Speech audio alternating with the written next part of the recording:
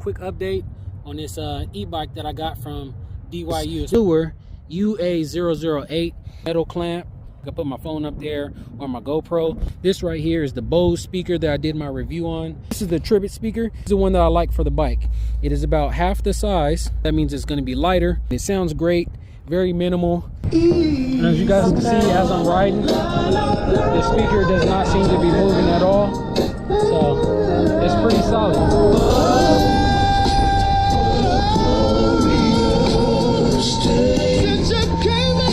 Since you